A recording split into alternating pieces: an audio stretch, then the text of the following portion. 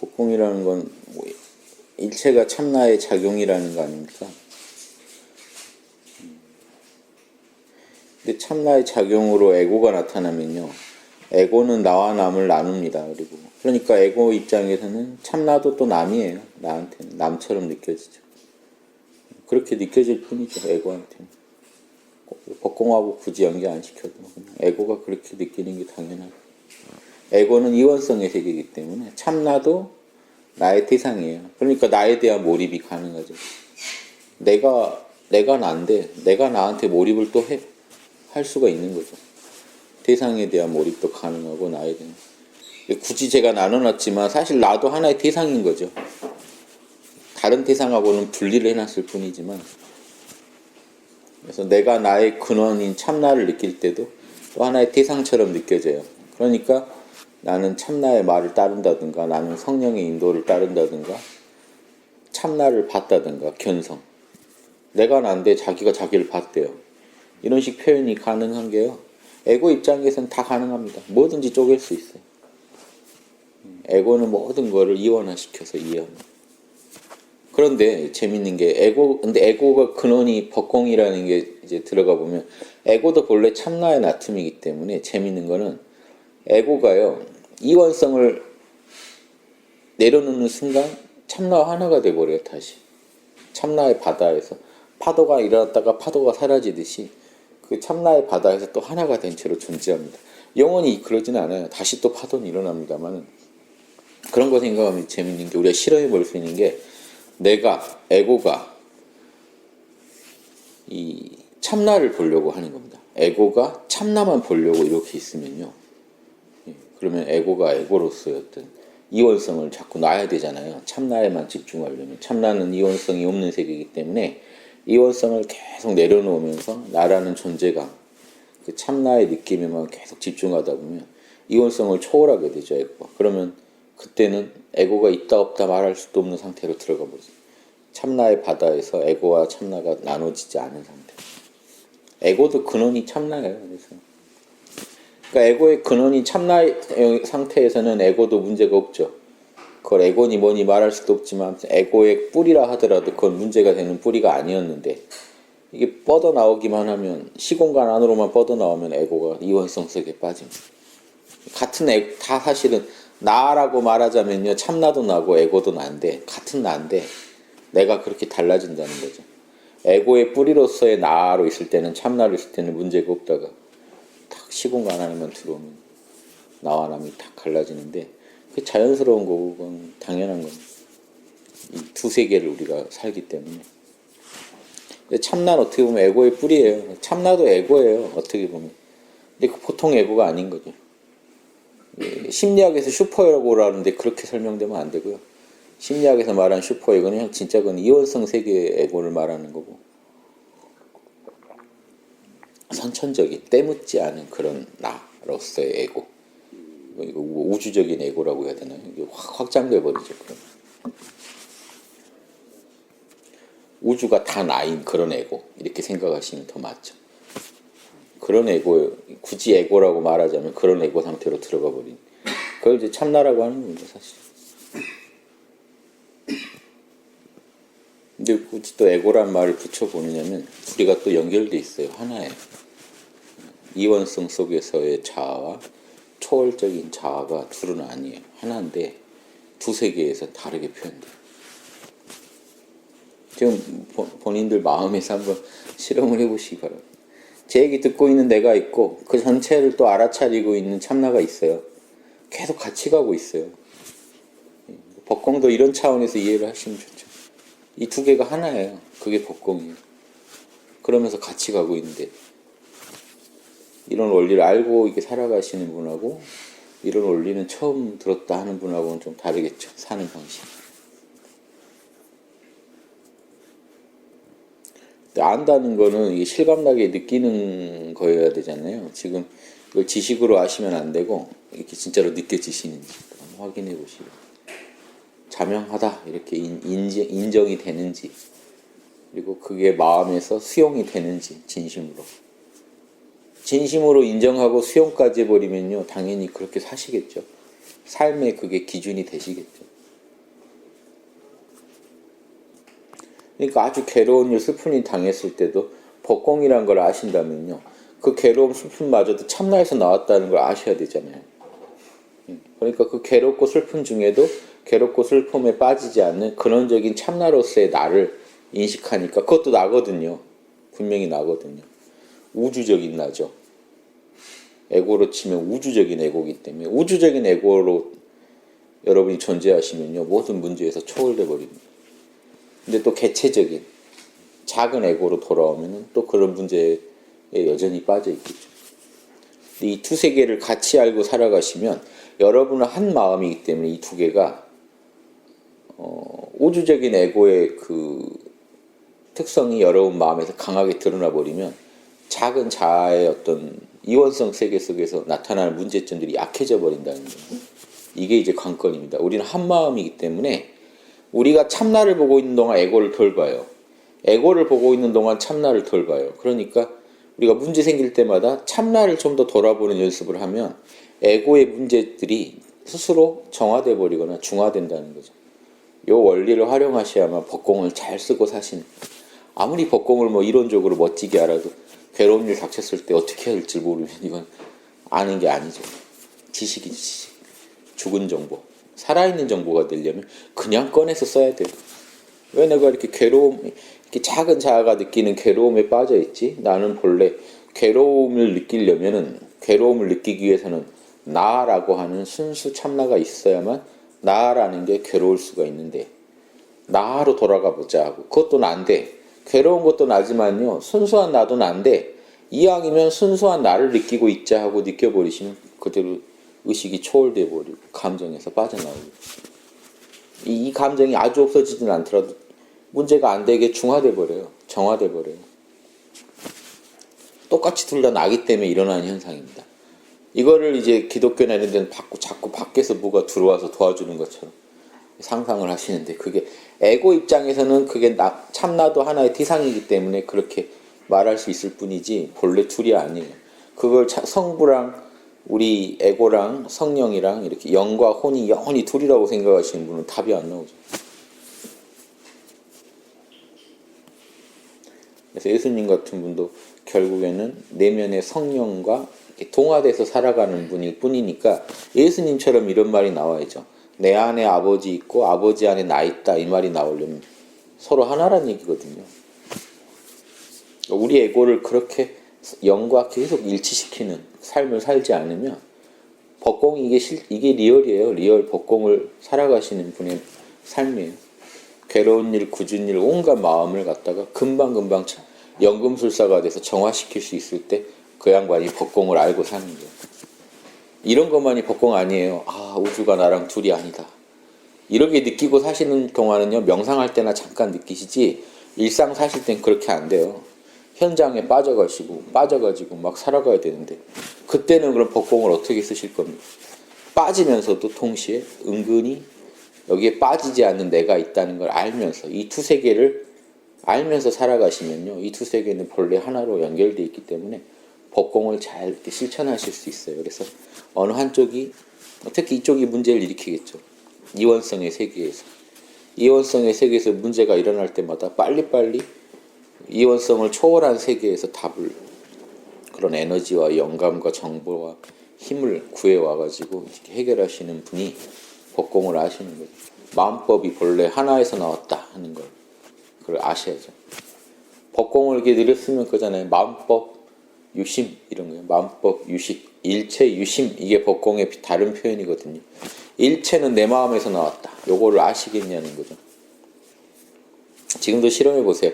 제 얘기 듣는 나와 그 전체를 초월해 있는 나, 순수한 나의 사이를 왔다 갔다 하면서 비중을 이쪽에 더 줘봤다가 이쪽에 더 줘봤다 해보세요.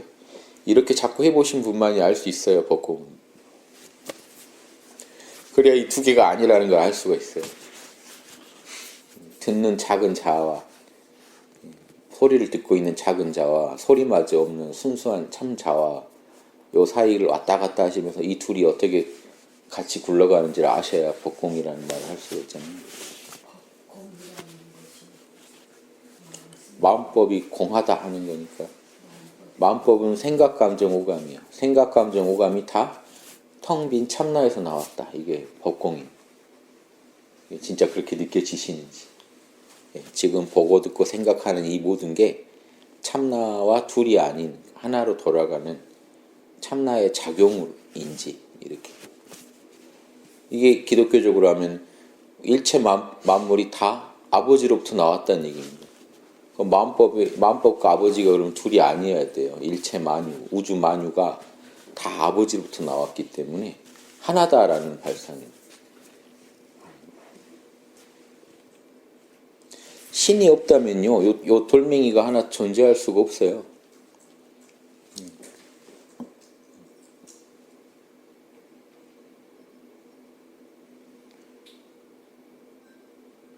우주에 꽉 찬 게 신이죠, 사실은. 객관적으로 얘기해도. 근데 불교는 지금 그렇게 얘기하는 게 아니고 주관적으로 같은 현상을 주관적으로 설명해 보는 거예요.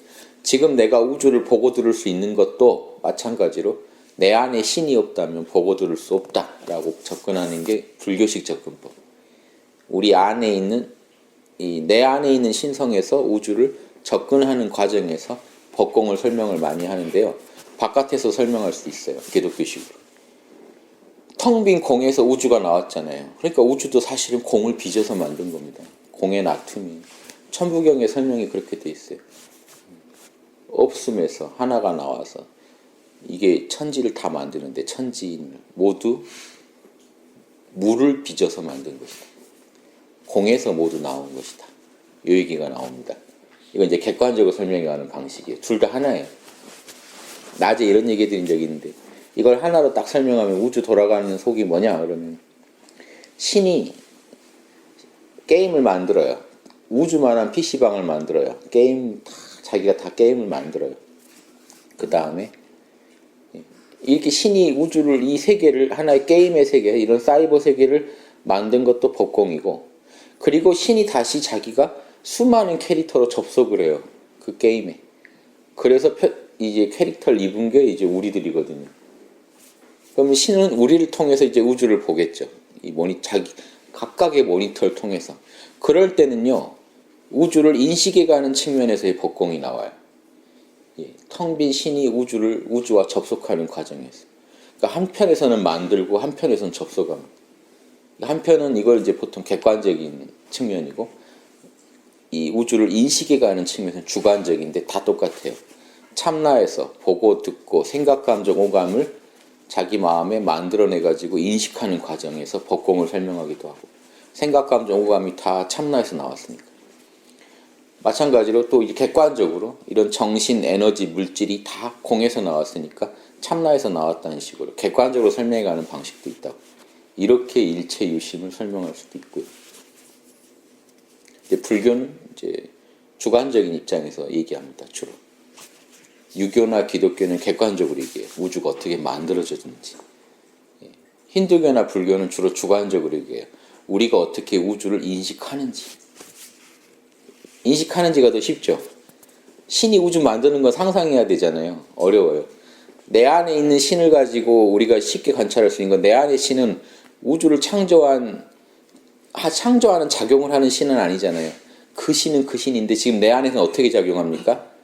생각, 감정, 오감을 통해서 우주를 인식하죠. 그리고 우주 안에서 뭔가 작용을 일으키죠.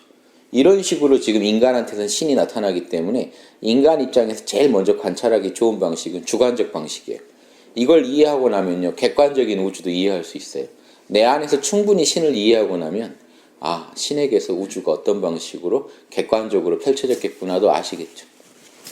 이 원리는 같습니다만 약간 다릅니다. 일단 구분해서 연구해야 돼요. 그래서 인간이 먼저 연구할 거는 그런 주관적인 방식이 더 맞아요. 불교나 힌두교 같은.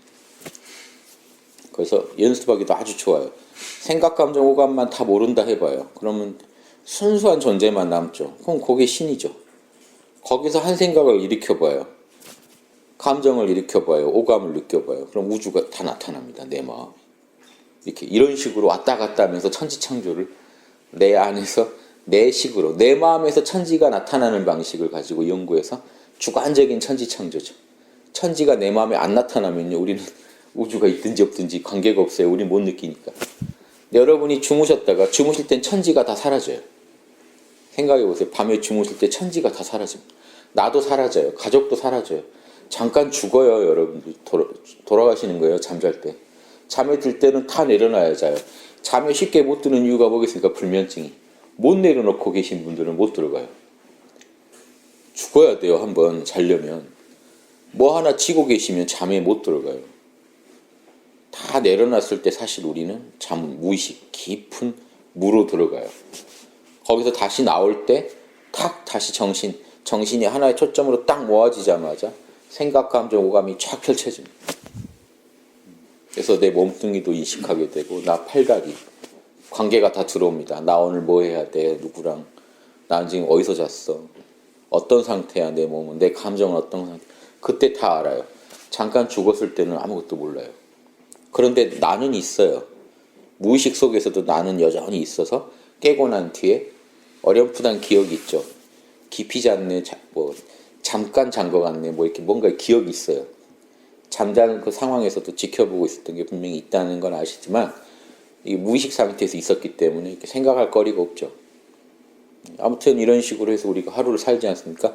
요것만 봐도 지금 우주가 돌아가는 소식이 다 들어있죠. 하루에. 우주가 생겨났다가 이게 불교의 이론입니다. 성주개공. 우주가 형성되다가 아침에 형성됩니다. 나타나요. 머물다가 잠에 들 때 이제 무너지기 시작해요. 하나씩 우주가. 하나씩 내려놔야 잠이 들어가요. 아무것도 없어집니다. 다시 정신을 차리면 생각, 감정, 오감이 다시 나타나요. 그래서 이 우주가 형성돼요. 아직 정신없을 때가 성하는 상태죠. 오감, 생각, 감정이 아직 지금 원활하게 뇌에서 하나의 세계를 못 만들어낼 때가 성이죠. 그러다가 하나가 딱 정확하게 잡히죠. 나는 어디서 잡고 어떤 상태고 지금 뭘 해야 되고 다 알게 됐을 때 나는 우주 안에 접속이 돼요. 이게 객관적으로 천지창조한 건 아니죠. 주관적으로 접속하는 측면에서 천지창조죠. 이해되십니까? 여러분 마음 안에 천지를 창조하는 과정이에요. 주관적인 천지창조. 둘 다 중요하지 않나요? 밖에 아무리 천지창조가 돼보세요. 여러분 마음 안에 천지가 못 들어오면 없는 거예요. 그 천지는 없는 거예요. 그래서 스님들이 한 번씩 큰 소리로 나라는 물건이 없으면 우주도 없다. 세상도 없다. 나가 그렇게 귀하다. 이런 얘기 하실 때 그 나는 우리 안에 있는 신성이에요. 똑같죠. 구약에서요. 객관적인 우주론을 전개할 때도 여호와가 뭐라고 하냐면 자기 이름을 나는 나다 그래요. 나로부터 우주가 나왔다. 정신이 나오고 에너지가 나오고 물질이 나왔다. 이런 객관적인 우주론도 근원이 나고요. 주관적인 우주론도 근원이 나예요. 그래서 결국 이 한 나가 아까 제가 말씀드렸죠. 자기가 우주를 만들고 게임판을 만들고 게임의 룰을 정하고 자기가 또 게임 안에 들어와서 접속해서 게임을 또 즐기고 있는 형상에 가깝다는 겁니다. 그러니까 우리 인간이 먼저 알아내기 쉬운 건 우주를 인식하는 방법으로서의 법공이에요. 이해하시죠? 예, 우주가 객관적으로 어떻게 창조된지의 법공보다는 먼저 인식하는 측면에서 법공을 이해하는 게 인간은 그걸 실험해 볼 수가 있거든요. 객관적인 우주 창조를 실험하려면요. 입자가속기 만들고 돌리고 해야 돼요. 어렵잖아요. 이해되시죠? 주관적인 실험은요. 잤다 일어났다만 해도 돼요. 자고 일어나는 걸 그럼 기다릴 게 아니라 지금 명상에 들었다 나왔다 하면 자고 깨고가 이제 내 마음대로 됩니다. 명상에 들어가 버려요. 순수 참나 상태, 무로 돌아가요. 거기서 한 생각을 다시 일으켜서 현상계를 만들어 봐요. 내 마음에. 여러분이 살아가는 현상계는 지금 느끼는 거 다 여러분 마음 안에 만들어진 것들이에요. 밖에 있는 그거랑 좀 달라요. 여러분 뇌에서 재구성된 거기 때문에. 여러분 마음 안에 우주가 만들어지는 과정을 먼저 이해하시라는. 재밌겠죠? 이건 여러분 하실 수 있는 거예요. 참나만 봤다가 현상계 봤다가 참나 봤다가 현상계 봤다 이것만 하시면 돼요. 제가 아까 설명드린 나한테도 집중했다가 이런 개별적인 에고, 개체적 자아한테 집중했다가 이런 우주적인 자아에다가 집중했다가 왔다 갔다 하시다 보면요. 두 개가 어떻게 다르며 어떻게 연결됐는지 이런 천지가 어떻게 창조되는지를 아실 수 있다고요. 내 마음에서. 심지어 이렇게 꿈이 만들어지는 과정도 보여요. 이런 걸 자꾸 하다 보면요. 예전에 이렇게 깨어있는 채로 잠에 드니까 깨어있는 채로 주무셔 보세요. 별 신기한 것들이 다 나옵니다. 꿈이 만들어지는 과정도 보여요. 마음에 이렇게 채색 컬러가 탁탁탁 이제 하나씩 판이 이제 붙으면서 색이 만들어지는 것도 보이고요. 그래서 이게 평면 같지만 그 안에 들어가면 홀로그램으로 변합니다. 그러면서 우리가 꿈속으로 들어가요. 이런 신기한 현상들이 우리가 지금 뇌에서 이 짓을 하니까 결국 더 근원에서는 우리 마음에서 이런 짓을 하니까 우리가 이 세계에서 지금 공간과 시간을 느끼는 겁니다. 마음이 만들어내는 거예요. 실제로. 우주에 시공간이 없다는 게 아니라 우리 마음도 똑같은 성질이기 때문에 지금 시공간을 인식해 주는 거예요. 우리 마음의 시공간을 인식 못 해버리면 우리는 아무리 객관적인 세계에 시공간이 있어도 우리한테는 없는 거예요. 이 중요성을요, 누가 알아냈냐면 불교는 예전에 알아냈는데 서양 철학에서는요, 플라톤 철학이나 히랍 철학은 객관적인 우주론만 전개했어요. 또 기독교가 그걸 부추겨서 중세까지 되게 객관적인 우주론, 신이 어떻게 우주를 만들었는가만 연구했는데 우리가 만들고 있다라는 아이디어를 내놓은 사람이 칸트예요. 칸트가 그걸 내놓은 거예요. 시간 공간은 우리 마음에 있다라는 주장을 칸트가 했어요. 그걸 코페르니쿠스적 전환이라고 그래요. 그래서 있죠. 그러니까 천동설이냐 지동설이냐 이 정도의 전환이라는 거예요. 칸트가 그걸 알아낸 거예요. 우리가 사물을 볼 때 우리 뇌에서 조작을 해가지고 우리 마음 안에서 시공을 가지고 시간 공간성을 가지고 사물을 읽어내고 있더라는 거예요.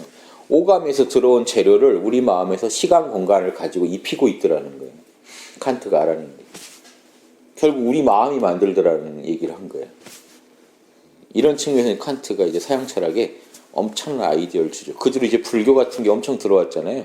그러면서 칸트의 제자급 되는 그 정신적으로 계승한 사람이 쇼펜하우어인데 쇼펜하우어는 불교나 우파니샤드에 아주 심취했거든요. 불상 갖다 놓고 그 키우는 개 이름이 아트만이에요. 이 양반은 불교랑 이런 거랑 아주 연구했기 때문에 그분의 최고 저작이 의지의 표상으로서의 세계잖아요. 의지, 순수 의지가 자기 마음의 표상을 만들어낸 게 이 우주라는 거예요. 그러니까 결국 이 모든 우주의 현상은 결국 우리 마음속의 이야기라는 거죠. 이런 식 철학을 전개해요. 그러니까 의지와 표상, 이 두 가지가 이제 철학의 주제가 되죠. 의지가 어떻게 표상을 만들어요. 그러니까 뭐죠? 그 의지와 표상으로서 세계인가요? 제목이. 그걸 제가 하도 감동 깊어서 제가 그거를 거의 책 전체에 밑줄 그어가면서 몇 번을 봤어요. 그래서 보고 나니까 이제 느낀 게, 이분도 뭔가 한계가 있구나. 그러니까 철학자라 머리가 과학에 좋은데 이런 아이디어를 가지고 우주를 다 설명하려고 한 노력은 아주 기특한데 실제 그 체험이 약한 거예요. 그러니까 더 멋진 말이 못 나와요. 그래서 인도 성자들을 근거로 대면서 얘기를 해요. 재밌죠. 그래서 기독교 성자들이나 힌두교 성자들이 에고를 내려놓음으로써 결국 마지막에 의지를 초월해서 무로 돌아가는 그게 궁극 아닌가 하고 끝을 내더라고요. 결국 모든 걸 내려놓고 나면 무로 돌아가는 거 아닌가. 그러니까 이게 힌두교나 이런 철학자들의 삶을 가지고 마지막 편은요, 자기 체험이 없으니까 마지막 편은 그 사람들이 예화를 들면서 써요. 본인 체험이 부족하니까 이 사람은 가끔 들어가는 거예요. 그런 몰입 상태. 이분이 글을 쓴 거 보니까 자기가 의도대로 못 들어가니까 이게 깊은 연구가 안 됐던 거예요. 아이디어는 아주 좋았는데 그래서 이제 근데 이분은 연구가 이제 대승적으로는 안 가요. 결국 물어 돌아가고 끝나는 스토리로 가요. 체험이 약하다 보니까 그 다음 단계까지 보살행까지는 아직 설명할 수 있는 단계가 아니었어요. 이런 거 보면 재밌습니다. 결국 대철학자들이 하는 것도요. 이런 몇 개의 아이디어가 평생 동안 이제 그 사람 마음속에서 익어가면서 철학책이 나오는 거예요. 근데 이제 우리가 명상까지 다 실험해 보신 분들이 보면요. 어디서 막혔는지가 다 보여요. 그것도 나중에 꼭 확인해 보시기 바라고. 아무튼 지금 얘기 본론은 그런 게 아니고 아무튼 우리 이 두 세계를 왔다 갔다 하다 보면 우리는 우리 마음을 이해할 뿐만 아니라 내 마음 안에 나타난 우주를 이해하게 됩니다. 이게 첫째입니다. 그래서 칸트나 누구도 그런 예는 안 들었지만 저라면 이런 예를 들 것 같아요. 우리 마음 안에 시공간이 있다는 증거가 뭐냐? 여러분 꿈꾸실 때 시공간이 있든가요 없든가요? 꿈속에서. 공간이 있고 시간이 흘러요. 시간이 흐르고 있죠. 꿈속에서. 즉 여러분 마음은 객관적인 세계랑 상관없이 시간을 느끼고 공간을 느끼고 있어요. 꿈속에서도 공간을 창조해 놓고 나와 남을 또 만들어 놓고 놉니다. 여러분 마음이 그렇게 생겨 먹었어요. 우주도 그렇게 생겨 먹은 거예요. 왜 자꾸 우주가 현상계를 낳았을까요? 그러는데 우주도 그렇게 생겨 먹은 거예요. 우주가 꿈을 꾸듯이 참나는 반드시 이런 식으로 우주를 펼쳐냅니다. 시공간을 만들어내고 그 안에서 나와 남을 나눠가지고 또 거기서 그렇게 놉니다. 꿈속에서. 아무것도 없는데 말짱 그 참나에서 그게 나오죠. 꿈속에서 관찰해보면 잘 보입니다. 순수한 나라는 놈, 그 꿈을 보고 있는 놈이 있어요. 다. 그게 참나예요. 그 꿈을 모두 보고 있는 놈. 그 보고 있는 놈이 보고 있는데 한 생각이 일어나자마자 그대로 꿈에서는 시간이 흐름을 느끼고 공간을 느끼고 나와 남을 느끼고 나와 남이 또 뭔가 이렇게 수작을 부리면서 변화를 해가요. 현상계의 모든 요소들이 꿈 안에서 다 나타납니다. 재밌죠? 여러분이 스스로 우주를 창조하고 있는 과정을 한번 보시라고. 이 현상계에서는 외부에서 오는 신호를 가지고 우리 마음에서 만들어내니까 우리 마음의 어떤 주체적인 작용이 잘 안 느껴져요. 그냥 신호를 받아서 그렇게 재구성하기만 하고 있다고 느껴지는 거죠. 근데 꿈속에서 보면 마음이 적극적으로 뭘 만들어내는 걸 볼 수가 있어요. 꿈에서 그게 잘 보여요. 그래서 여러분 마음은 본래 그 재주가 있어요. 다만 깨어있는 동안에 외부에서 온 이 자극들, 전기 신호로 뇌로 막 보내지잖아요. 그 자극들에 반응해서 그걸 지금 우리가 보는 이것들을 구현해내고 있을 뿐이에요. 지금 생시에 여러분들 똑같이 꿈꾸고 계시는 거예요. 뇌에서 재구성해서 보는 거기 때문에 여러분이 보시는, 보고 듣고 하시는 모든 게 꿈꾸듯이 사실은 여러분 마음에 다 만들어서 보고 계신 거예요. 외부의 자극이 있을 때는 생시고 외부의 자극이 없는데 혼자 만들어 보고 계시면 꿈이에요. 이 꿈이 일반적으로 희미하고 선명하지 않으니까 별 크게 중요성을 못 느끼시는데요. 명상을 해보세요. 깨어서 주무셔보세요. 꿈이요. 생시보다 더 화소가 높아요. 그럼 이제 곤란한 상태가 빠져요.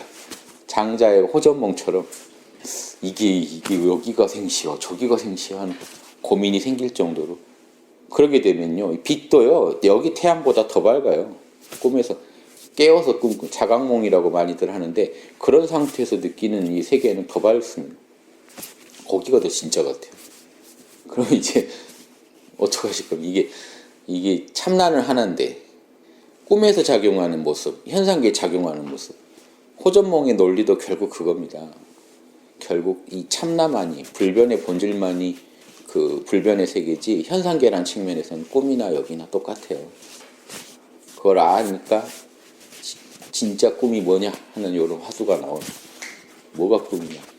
법공이 그겁니다. 참나가 꾸는 꿈이에요. 일종의. 허망하다는 게 아니라 그렇게 꿈처럼 우리가 만들어내고 있다고요. 우리 마음을. 세계를 만들어내서 보고 계세요. 그게 다 참나에서 나왔지 어디서 나왔겠습니까? 뭘 아느냐 뭘 보고 그 이원성을 다 내려놓고 있으면 참나만 있거든요. 거기서 자연스럽게 한 생각이 또 올라옵니다. 그 바다에서 파도가 하나 쳐요. 어디서 나왔겠어요? 참나에서 나왔죠. 그런데 신기하게 참나에서 나왔지만 이원성의 세계를 빠지면서 무지와 아집이 딱 거기 붙어요. 그래서 우리를 끌고 갑니다. 이런 것까지 전체적으로 보시면 우주가 결국 내 마음의 작용이지만 무지와 아집이 끌고 가는 대로 또 끌려가면 안 된다는 게 또 나와요. 이원성의 세계에 들어왔기 때문에 그게 나와요.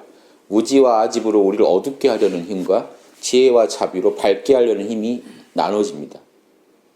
어쩔 수가 없어요. 그래서 여러분은 선택해야 돼요. 이쪽으로 갈지 이쪽으로 갈지. 그래서 현상계에서는 아공, 복공 다음에 제가 구공이라고 해서 이 모든 걸 진짜 공하다고 아는 경지는 결국에는 지혜와 자비를 선택해준 안목까지 갖춰야만 복공을 제대로 이해한 게 되지. 어떤 것은 다 내 마음이니까 좋다 하고 막 무지와 아집을 따라가다가 평생 어둠 속에 살아야 돼요. 이원성의 세계니까 어둠 아니면 빛입니다. 이왕이면 빛으로 살자가 마지막 그 구공이에요. 육바라밀을 닦자는 게. 아공, 에고가 본래 공하다. 법공, 우주 만물이 다 공하다. 한 단계 더 나가서 제가 이제 구공이라는 데서 모두 구자거든요. 모두 공하다에서는 뭘 알아야 되냐면 이것들을 정확히 이해했다면요.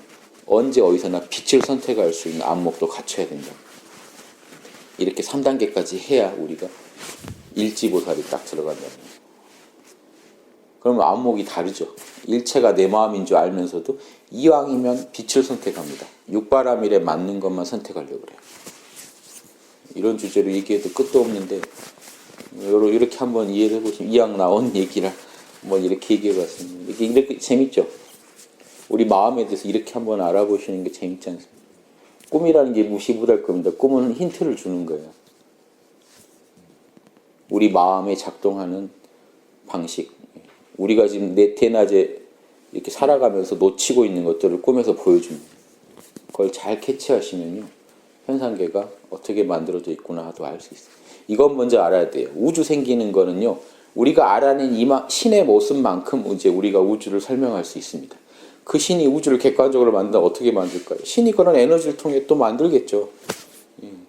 그러니까 이제 먼저 우리는 그 신이 있는지 없는지부터 확인하려면 내 안에서 나타나는 신의 모습부터 확인해야지, 갑자기 졸지에 우리가 창조하는 우주를 만들어가는 신을 볼 수가 없거든요. 내 안에서 먼저 이렇게 느낍니다. 그러다가요, 고수들은 어디까지 가냐면, 왜 제가 의성신 수련이라는 거 있죠. 에너지체 수행을 얘기하냐면요, 고수들은요, 신이 실제 물질을 만드는 과정까지도 이제 만들어냅니다. 영성이 밝아지다 보면 여기에 호흡 수련이 반드시 겸해져야 돼요. 내 몸 안에 내가 사람마다 갖고 있는 에너지가 있죠. 다 자기가 가진 걸로 실험해야 돼요. 여러분 마음으로 지금 실험했죠. 일체 법공을, 일체 유심조를 마음으로 실현한 거를요, 여러분이 가지고 있는 에너지랑 결합을 시키면요, 여러분이 가진 에너지로 물질을 창조해 볼 수도 있어요.